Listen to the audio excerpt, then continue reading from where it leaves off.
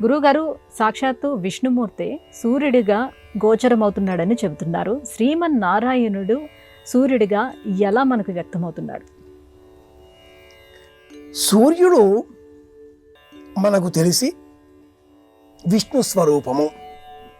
జ్యేష్ఠదా సవిత్ర మండల మధ్యవర్తి నారాయణ సరసిజాసన సన్నివిష్ట కేయూరవాన్ మకరకుండలవాన్ కిరీటి హారి హిరణ్మయ వపుధృత శంఖుచక్రమును ధరించిన రూపంగా సూర్య సంబంధితమైన స్తోత్రావళి ఇలా వర్ణిస్తూ ఉంటుంది.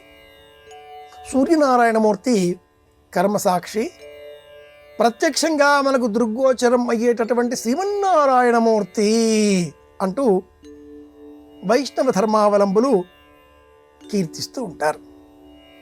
అయితే నమకములోని రూపాలే మంత్రాలే సూర్య మంత్రములు అని మనకు కాలా జనమ కల వికరణ జనమో బల వికరణ జనమో బల జనమో బల ప్రమథన జనమ సర్వభూతదమన జనమో మనోన్మన జనమ. ఇవి 11 నామాలు. రుద్ర సంబంధితమైనవి, సూర్య సంబంధితమైనవి. ఆయన కాలాధిపతి. అందుకే సూర్య ప్రస్తావన ఎప్పుడు వచ్చినా కూడా హరిహర బ్రహ్మాత్మకస్య మిత్రాది 12 మాసాధిపతిస్య అట్లాగా చెబుతూ ఉంటారు. సూర్యుడు హరిహరాత్మకంగా ఉండేటటువంటి స్వరూపం. సూర్య ఆరాధన శివారాధన ఒక్కటే.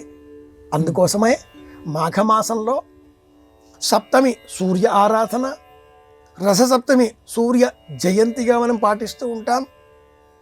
మాఘ ఆదివారాల వ్రతం ప్రత్యేకంగా తెలియజేస్తూ ఉంటాం. వీటికంటే మించి ఈ మాఘమాసంలోనే మహాశివరాత్రి పర్వదినాన్ని కూడా నిర్వహిస్తూ ఉంటాం. శివారాధన అంటేనే సూర్యారాధన, సూర్యారాధన అంటేనే శివారాధన. అంతేకాని సూర్య పరమాత్ముడి రూపాన్ని చూచినప్పుడు నామాలు పెట్టేయడం, సూర్యుడు అంటే వైష్ణవ స్వరూపం విష్ణు స్వరూపంగా భావన చేయడం ఇది సరైన విషయం కాదు. దేవతలు నిలువుబొట్టు అడ్డుబొట్టు అనేటటువంటి నియమాలకు అతీతంగా ఉండే దైవాలు. వారికి మనం బొట్లు పెట్టి మతాలకు లోబడి ఉండేవారిగా విభజించడం ఇది నిర్హేతుకం, అసంబద్ధం, అధర్మం కూడా అని చెప్పుకోవాలి.